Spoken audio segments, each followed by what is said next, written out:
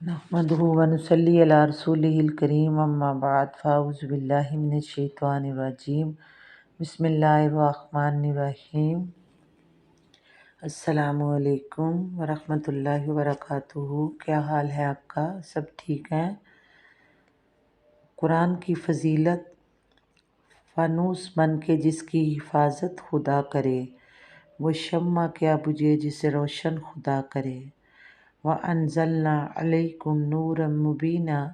اللہ تعالیٰ فرماتے ہیں، لوگوں میں نے تمہاری طرف ایک نور روشن کیا، نازل فرمایا، جس کی شان یہ ہے: اللہ نور السماوات والارض۔ اللہ نور ہے آسمانوں کا اور زمینوں کا۔ پھر اس کی حفاظت کا ذمہ اللہ نے لے لیا۔ اِنَّا نَحْنُ نَزَّلْنَا الذِّکْرَ وَإِنَّا لَهُ لَحَافِظُونَ۔ بے شک ہم نے ہی اس کو نازل کیا اور ہم ہی اس کی حفاظت کرنے والے ہیں۔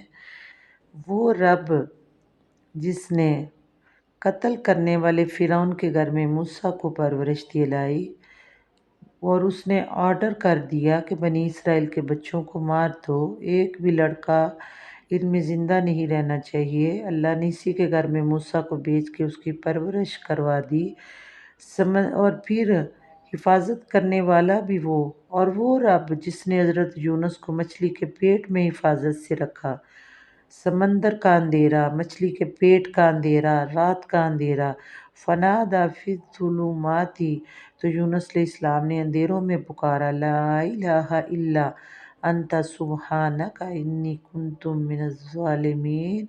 حفاظت کی، قرآن کی حفاظت کی کہ جس نے ابراہیم کو جلتی بھڑکتی آگ میں حفاظت سے رکھا، جس نے آگ سے فرمایا، قلنا یا نار کونی بردا وسلاما علی ابراہیم، ہم نے کہہ دیا آگ سے ابراہیم ٹھنڈی اور سلامتی والی ہو جا ابراہیم کے لیے، جس نے زمین کے اوپر لیٹے گردن پر چھری پھیرتے ہوئے اسماعیل کی حفاظت فرمائی۔ اللہ فرماتے ہیں، یہ تو کلام ہمارا ہے، یہ روشنی بجھنے والی نہیں ہے۔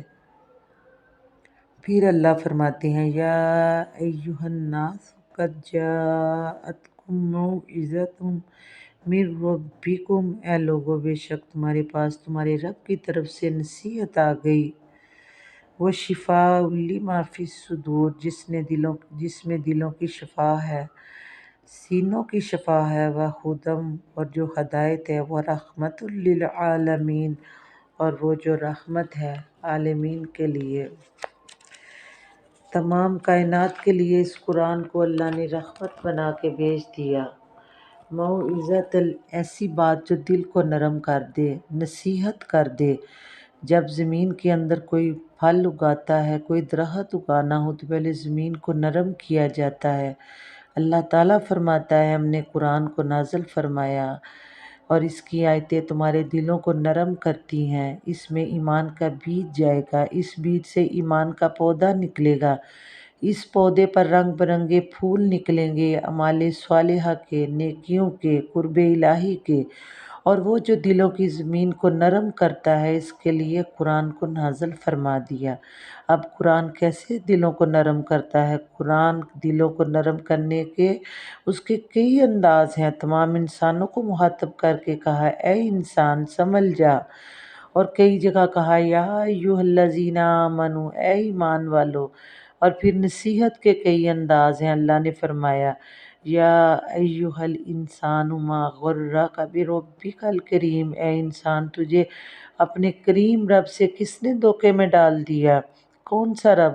الذی خلقک، جس نے پیدا کیا تم کو، وہ رب جس نے تمہیں بنایا، فسواک، پھر اس نے تمہیں سیدھا کیا۔ اور پھر اللہ فرماتا ہے، اتنا خوبصورت تمہیں بنا دیا، تمہارے اعضاء کو مناسب کر دیا، پھر جس صورت میں چاہا تمہیں جوڑ دیا، اور اس نے ابتدا کی، پھر تمہیں بنایا۔ لقد خلقنا الانسان فی احسن تقویم، پھر اتنا خوبصورت انسان بنا دیا وہ رب جس نے تمہیں عدم سے وجود میں لایا، کچھ بھی نہ تھے تم، کوئی حیثیت نہیں تھی، مگر پھر وجود میں لایا، پھر تمہیں خوبصورت وجود عطا کیا، کچھ نہ ہونے کے باوجود بھی سب کچھ بنا دیا، تمہاری اور عقل و فہم اور شعور میں نہ تھا، عقل بھی دی، شعور بھی دیا، سمجھ بھی دیا، فہم بھی دی، آنکھیں بھی دی، کان بھی دیا، دل بھی بنا دیا۔ تو جس رب کے اتنے احسان ہو تو تمہیں کس چیز نے دھوکے میں ڈال دیا؟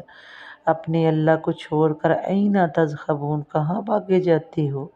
وہ قرآن جس کا ذمہ میرے رب نے لے لیا، یہ کوئی عام لوگ تھوڑی ہوتے ہیں جو قرآن پڑھتے ہیں، اللہ ان کو منتخب کرتا ہے، اللہ نے ان کو چنا ہوتا ہے، یہ اللہ کے پسندیدہ بندے ہوتے ہیں جو قرآن کو پڑھتے ہیں اور پکڑتے ہیں۔ تو اللہ سے دعا ہے اللہ ہم سے راضی ہو، وما علینا الا البلاغ المبین۔